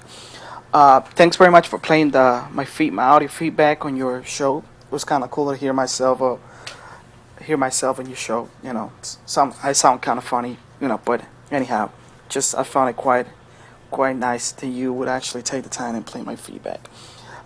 Two things that I'd like to tell you today. One of the feedback that I don't know if it's feedback or not, but it just seems to me that everybody nowadays is so concentrated on the negative things about the 787, and they overpass how nice and how technical, how modern this airplane is, and and they never talked about. Oh, I guess we never talk about. You never talked about how nice the airplane is, and how the airplane is so much better than probably anything flying out there, including 777, 787, or any other airline in the air right now. And I like to take time to talk about a couple of things that I like about the airplane. One of the nicest things that I find on the airplane is it's flight control. We all know it's fly by wire, but one of the nicest things is the fly-by-wire system Boeing specifically developed for this airplane, which is called C Star U. Let's begin with C. C means forward and aft yaw command pitch rate within the ground, and G rate or vertical acceleration in the air. Now U means that the airplane is speed stable, means that the pilot has to train the airplane nose up and down in the air with any speed changes.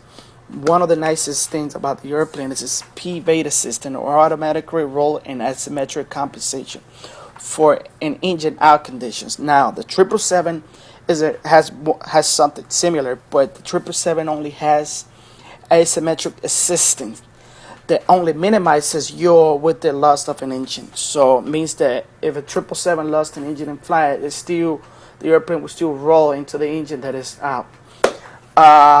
And one of the nicest things, similar to the 777 but better, that the 787 has is this computer augmented spiral stability, or fly-by-wire for short, which help us the pilots avoid upsetting the airplane. And one of the nicest things is that the airplane will hold up to like 30 degrees of bank, but its P-beta system also will prevent you from rolling the airplane, with this asymmetric thrust. So it means that if once again we lost an engine on the airplane and we gotta roll the airplane, we gotta make a sharp bank angle. The sharper that we do, the airplane will prevent us for rolling the airplane, because the airplane knows that one engine's out, so the airplane would automatically compensate for that. So it's like the auto flight system interacting with you, the pilot, hand flying the airplane, which is something real nice. And one of my favorite systems too on the airplane is this MOA, or what Boeing calls a maneuver low alleviation. It's a system that prevents you from overstressing the wing with bank rolls more than 60 degrees. It means that the outboard spoilers will begin to extend to reduce wing bending stresses. So the more G's you pull, the higher the spoilers pop up to prevent overstressing the wing. I think that the airplane is such a great airplane. We know that the airplane it's 3 years late to the market, but it was well worth the wait, because the airplane has so many nice features that will enable future pilots that are flying right now to do their job more efficiency. The airplane is hand flying friendly. I have spoke to I was talking to a United 787 first officer, and we were just over in Newark, and we were just he was just telling me how nice the airplane is, how stable it is, how friendly it is. It's just an airplane that wouldn't buy you to hand fly the airplane, because the airplane is just so nice to fly. It's one of the nicest airplane up there. The airplane has a lot more features that by time I can go in detail, and I just don't want to bore everybody with all this. But the airplane is just an amazing machine. We all know that the airplane only has 5 screens, which are bigger versus the 6 screens on the airplane, which is great because technically 5 versus 6 on the 777, the airplane will give you a lot more information versus the 6 screens on the airplane. Also, another thing that I like to give feedback is on I don't recall which episode it is, but I know it was one of your listeners all the way from Italy that wants to become an airline pilot, but I don't think he could make it into the armed forces or the Air Force or the Navy, and I think he was going into looking into flying schools. That's the career, that's the path that I went to in order to become an airline pilot myself. I had to pay for my school, and I did it the civilian way. I guess one of the advices that I could give this guy is that don't get confused and don't get excited with almost all those flight schools out there that I would offer you to have you flying on a Cessna 172 with the G1000 glass cockpit on and all of that. I will advise them to go and look into smaller flight schools versus a big flight academy where They, their time is more, the time is more stressful. You only get to fly like at least once or twice a day, and the airplanes are scheduled tighter than versus a smaller local flight school. And also, I mean, to not get confused with all this G1, all this Garmin glass cockpit technology out there in general aviation, I will, advise him to get trained well, learn how to fly the gauges, and become better. That would make him a much better pilot because it will increase your situational awareness. You will really have a great feel for the airplane versus flying one of those glass cockpits. I'm not saying the glass cockpit on general aviation is the bad thing. It's an excellent thing. Like you said, technology is a great thing too, but we got to go back to the basics, like you said, of being a pilot. Being a pilot, we're not system monitors. We are pilots, and that's what we should be. That's what we should be. We should always be 2 steps ahead of the airplane and have total control of the airplane at any given moment. And that's that. Only going to by him going to smaller, in a smaller flying school, the cost could reduce significantly. So I guess that's my opinion on that. So once again, thanks, Captain Jeff. I look forward to hear from you again, and happy flying. Well, thank you, Alex, for your very detailed feedback, audio feedback. As always, we appreciate it. And it's always nice to hear from pilots from around the world. Alex, I believe, is down in Brazil. And you're right. A lot of times, especially on the show, we're talking about all the negative things that automation does for us, or the things that automation lulls us into, etc. But you're right. There are a lot of wonderful things that automation and automation technology does for us in situations where we really need a helping hand, like engine loss and that kind of thing. And you mentioned the spoilers, offloading or unloading the wing when it's more than 60 degrees of bank and that kind of thing. One of the company that, well, I don't know if it was them that came up with this technology, but I think it was on one of the airplanes that I flew, the Lockheed L-1011-500 model. They extended the wingspan on the airplane, and they were concerned about wing loading with the extended wing, and they had that, I forgot what the system's called now, not direct lift control, but something else that would actually sense. They had accelerometers at various places on the wing that would sense this wing bending, and it would do the same thing. It would pop up spoilers at certain points to prevent that from happening. And then what the end result was that it would turn into a very, very comfortable ride in turbulent conditions. So yeah, I mean, as you know, Alex, and I think most everybody that listens to the show understands that I am not a person that says we should all be up there hand-flying airplanes and we should throw away all the automation. No, I'm not saying that at all. It's a tool that we need to take advantage of, that we have to understand, that we always have to know, as you said, or stay a couple steps ahead. You don't want to be 10 miles behind the airplane. You want to be 10 miles ahead of the airplane. You want to know what your automation is doing. You want to have a good automation human interface and always monitoring whatever mode the auto flight system is in, so there's no mode confusion. So it's all about knowledge, understanding, being aware of the current situation, using the tool to your advantage, and at times, turning all of it off and flying the airplane so you remember how to do the basic stick and rudder skills that you learned, hopefully, from the very beginning. And I agree with you, Alex, that don't let all the fancy avionics of some of these flying schools kind of lure you into using them for your training, because there is a lot to be said about going to a smaller school that has the airplane that has the old steam gauges, the old, so you can kind of build your old cross-check there and get back to the basics. So I think that, again, those modern flat panel displays are great for those of us who know how to fly an airplane without them. So enough said about that. Thanks again, Alex, for your feedback. I do appreciate it. Well, it looks like I'm going to go ahead and take a break. I'm not sure if I'm going to be back concluding the show or if I'm going to do some more feedback. We'll just have to wait and see. I'm already at the 1 hour 40 point, so it's already again a long show. I do apologize again for that. You know what? Before I do that, let me play the last bit of feedback, because I meant to play this feedback on the last show. So I'll do that first, and then I'll shut it down, go get something to eat, and get some sleep. So here, take it away, Doug. Hey, Captain Jeff, I just wanted to drop a note to you.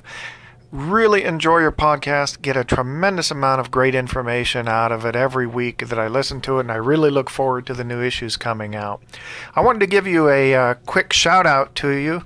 The last episode you had a pilot write in who was a paraplegic and looking and inquiring as to the possibility of getting a chance to fly.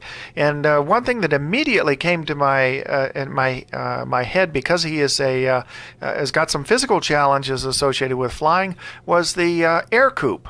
The air coupe, as you may or may not know, certain models qualify for light sport aircraft, meaning that no medical exam is required. As long as an individual has a driver's license, they can self-certify themselves for being fit to fly. And there are no rudder pedals in the air coupe, which lends itself really well to those with some physical challenges. So literally the only controls would be hand controls, that of the yoke and the throttle. The rudder is interconnected to the yoke on the air coupe on certain models, and certain models fit within the weight limitations of 1,320 pounds for the light sport category. So they make an excellent tool for those physically challenged individuals that really want to get into flying and can use that as a route to obtaining their pilot's license. I would point you to the YouTube, if you would, for a young lady. If you do a search on Jessica Cox, C-O-X, on YouTube, you'll find that she's a young lady in her mid-20s, born without arms, who was the first woman to, first individual to obtain a pilot's license with no arms. And she flies an air coupe and manipulates the yoke and the throttle with her feet and her legs, and does a complete pre-flight, including checking the oil, writing in the log books, the whole 9 yards, all simply using her legs and feet, as we do our arms. So the air coupe might be a great choice for this individual, and the light sport may be just the ticket for someone who really wants to get into flying. I think it's a great airplane for that. The other thing I wanted to make a quick comment about was that for people who have physical challenges, there is a group that is devoted to helping individuals with physical challenges get into the air, and it's called Able Flight. And if you just look up ableflight.org on the internet, has tons of resources for those individuals who may have significantly more challenges than those of our general population, and helps them get into the air, and with a dedicated group of instructors who deal with individuals and have taken on the task of dealing with individuals with physical challenges.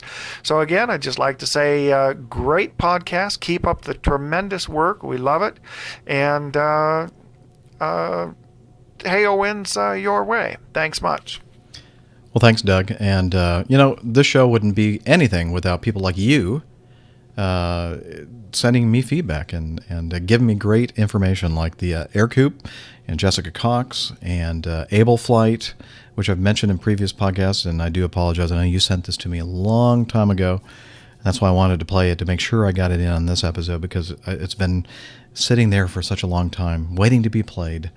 And fantastic audio feedback, sir. I do appreciate you and all of you out there listening, and especially those of you who contribute by sending me email feedback as well as audio feedback. I mean, again, this show is not about me and my opinion, although a big part of it is. It's about us as a community discussing things in aviation. And you know what? Honestly, I am learning a heck of a lot by doing the show, so it's really benefiting me as well. So again, thank you, Doug, and everybody for your great suggestions. For the gentleman that was wondering about flying with his disability. And darn it, there is always a way if you have the will, right?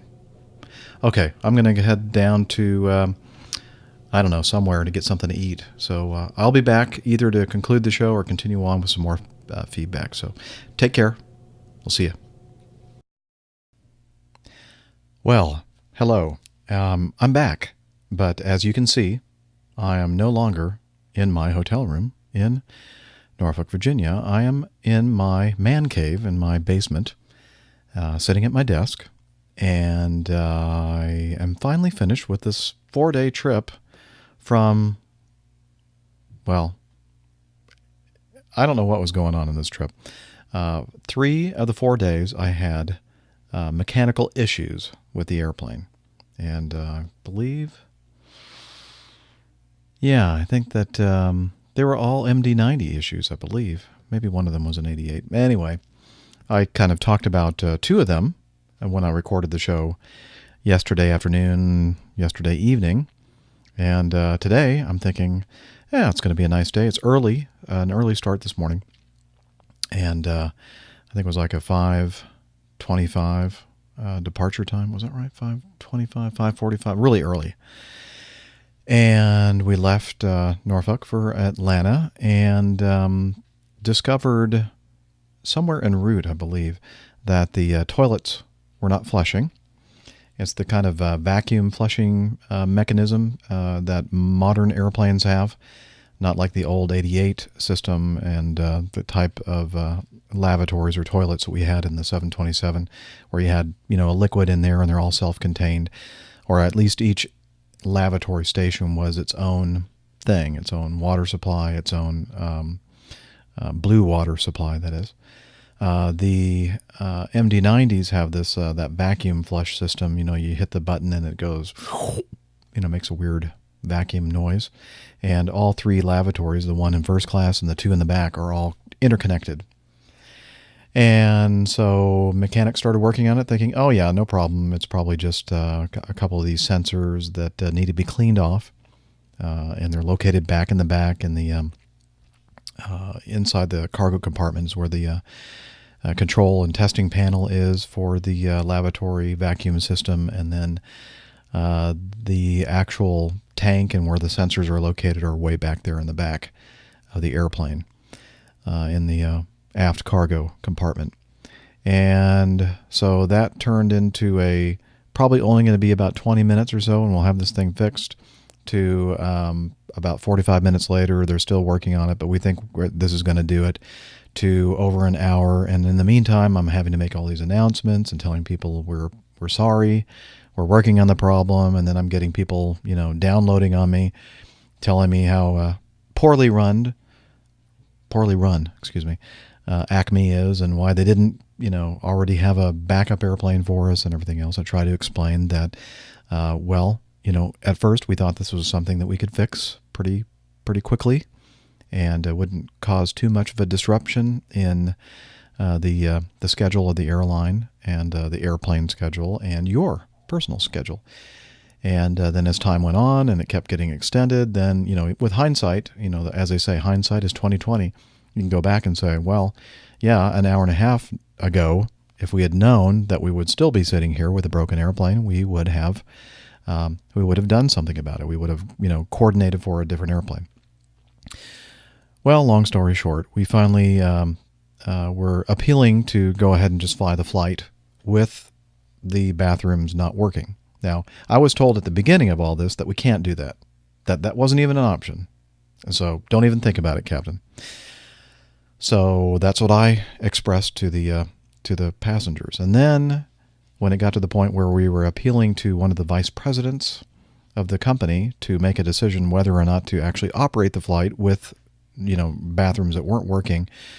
I said, wait a minute, I thought we couldn't do that. Well, yeah, you can in certain circumstances, blah, blah, blah. And I said, well, the entire crew, flight attendants and pilots, are willing to take the airplane. It's a short flight from Atlanta to Pensacola, 42 minutes flying time. We're willing to take it down there and take it back. And they were still hemming and hawing, and nobody was wanting to make a decision. Again, it wasn't my decision to make. It was much, much higher levels than I'm at. I know that's a dangling preposition or something I just used. Sorry for those of you who are English majors. So the lead mechanic, we had 3 mechanics working on this thing, and the lead mechanic was saying, look, I need somebody to make a decision. And nobody was making a decision. And so finally he said, okay, I'm going to make it for them. And he said, the airplane is down for maintenance and the ready time is 4 hours from now.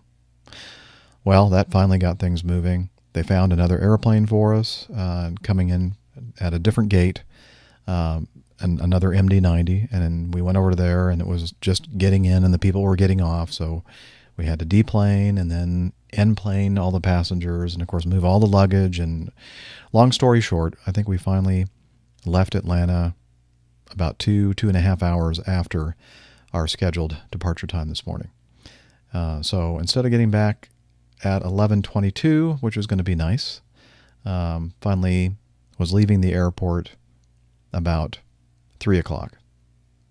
Maybe even, it was about 3 o'clock. So now it's 5 o'clock, another long day, and I don't know what is going on. It just, when it rains, it pours. And because I've been so fortunate to not have any troubles with the 88 or the 90 for quite some time. It's very unusual. And then maybe on a 4-day trip, maybe, and that's not really common, you might have one little minor mechanical problem. But even then, I'd say on average for me, maybe once every 2 or 3 months, I have a mechanical problem that causes even a minor delay.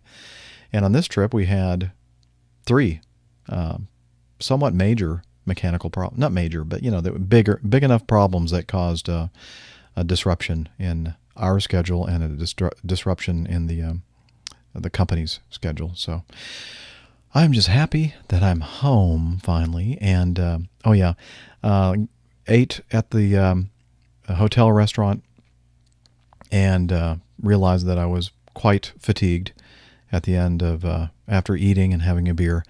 Got back to the room and said, I just don't have it in me. I need to get some sleep because I owe it to my passengers to be well rested so I can make good decisions when it's important to do so.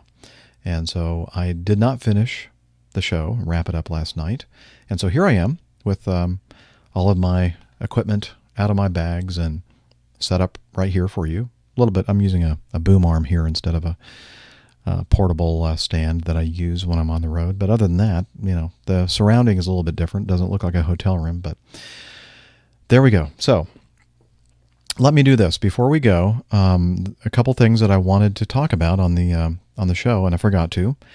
Looked over here at my browser, and the first thing is, and several of you sent me links to this clip, and this was from the College Humor website, or actually it's their YouTube site, College Humor, and it's a little skit that they use, and I'll play just a little snippet of it. I don't want to play the whole thing because there's probably some copyright issues that I'd have to be dealing with, and it's just not fair for them. People want, they want you to go to their site to look at this stuff, not to listen to it or whatever on mine. So here, I'll just play a little tiny snippet of this, and then maybe you'll be inclined to watch it yourself. I'll have a link in the show notes. Okay, you get the drift there. I'm not going to play any more of it because I'm afraid that Google is going to get mad at me, and I don't want Google to get mad at me because I still want my videos played on YouTube. So there you go. So if you're interested in watching a little bit more of this skit, which is very entertaining and not quite kid-friendly, if you know what I mean. The language is a little PG-13 or maybe R-rated toward the end. So don't watch this with your kids if you have young ones around. But if you're interested, it's not really that offensive. But anyway, that is that I wanted to talk about. And the other thing is, so much of the news that we talk about on my show, and I don't mean for it to be, is the news at least is kind of negative. We talk about plane crashes and all that kind of stuff. Well, again, many of you sent me links to this very feel-good story, positive story. There was a flight from Israel to New York, LL Airlines, and there was a group traveling from Israel to New York to attend Camp Simcha, I think that's the way it's pronounced, or Simcha, Simcha.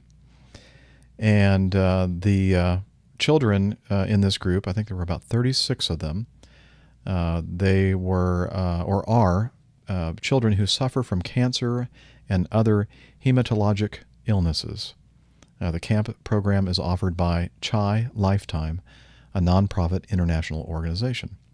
On August 8th, all 36 children excitedly boarded the LL flight for their 2-week trip to the United States. After they underwent pre-flight medical examinations and were seated, the flight crew began collecting passports while the plane prepared for takeoff. However, during the process, a flight attendant realized that one of the kids' passports was missing. Inbar Chomsky was the little girl's name. The crew began frantically searching the aircraft, but no one could find it. It was pretty chaotic. One of the witnesses said, "There's so much medical clearance that takes place before these kids are allowed to get on an international flight, and to have this happen to a little girl who has already gone through so much was unfortunate." The search party expanded. The ground crew boarded the plane to help out the airport staff scour the area between the boarding gate and the plane. Passengers were getting restless, and with time running out, the pilot stepped out of the cockpit and informed Chomsky that without a passport she wouldn't be able to fly to New York. They called her mother to pick her up. Everyone was very emotional, said Rabbi Scholar. There wasn't one person on that flight who wasn't in tears or upset for this little girl. However, there was nothing that could be done. The plane had almost reached the runway when someone located Chomsky's passport in the backpack of a fellow camper. Immediately, the pilot alerted the control tower, ground crew, and LL's offices to see if he could retrieve the little girl. After 30 minutes of negotiations, the pilot turned the plane around and picked her up to the cheers of the other passengers. This is from Yahoo. Yahoo Shine could not reach an LL spokesperson for comment. The airline sent a statement to the Times of Israel that read, "Planes rarely return to the gate after departing. The plane was on its way to the runway when the passport was found on the plane. After consulting with LL crew on the plane and LL staff at the airport, the decision was made and the plane returned to pick up Inbar Chomsky. LL was honored and proud to help Inbar's dream to go to the camp in the USA come true. We wish Inbar full recovery and health." So, hey, that was a good story, right? Not so bad. Boy, that must have been really sad to watch them have to take the little girl off the airplane and leave all of her, her friends. But hey, it has a happy ending, right? So, one of the problems with recording at home I sometimes have this problem in hotel rooms as well. I don't have the ability to control the environment.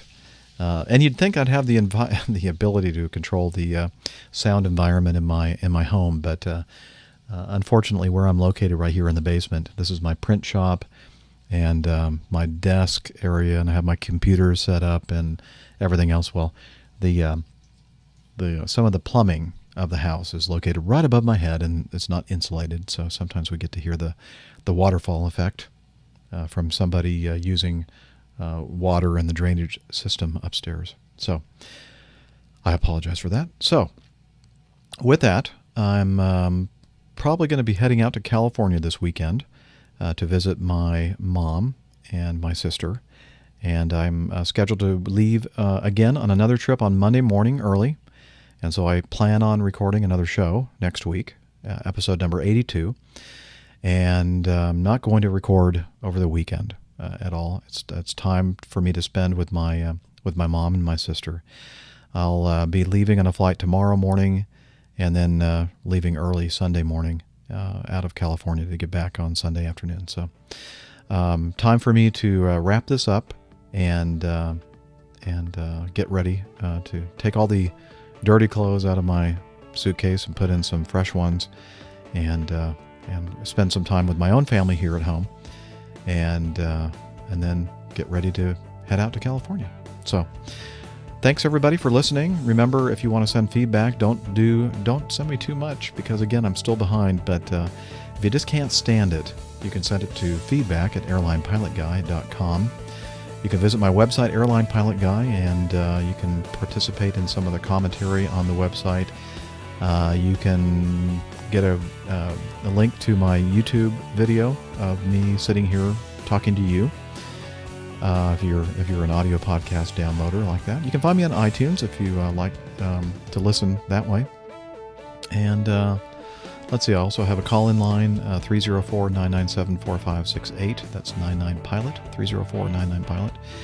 And we also have the send voicemail feedback via SpeakPipe, a little tab that I have on my website pages that you can use to record something. So, and I do prefer audio feedback, so don't be shy. I remember when I first started sending in audio feedback to other podcasts, or would call into radio talk shows, and when I heard myself, I thought, well, that's not me. That's not what I sound like, because we all have a different perception of what our voice sounds like, because it's through our skulls. And so when you hear your own voice, you go, ooh, I don't want to hear that again because it's awful. Well, after you hear your voice enough, you get used to it.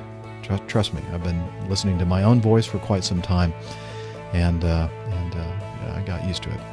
So if you can, I'd prefer audio feedback, but if you don't want to do that, you can just send email feedback. So I guess it's time for me to shut up. Another long show. Thanks for hanging in there with me. And thanks for supporting the Airline Pilot Guy. Again, thank you to everybody who donates to my coffee fund, and everybody that helped me out with Dropbox. I actually got another notification today that my Dropbox account was increased. I think I'm up to like over 18 gigabytes of storage in Dropbox, all for free. Somebody did write in. I'll tackle this on a future show, but so now I won't talk about that. So until next time, I hope everybody has a great weekend, and see you here again next week for another episode of the Airline Pilot Guy. Take care, and God bless.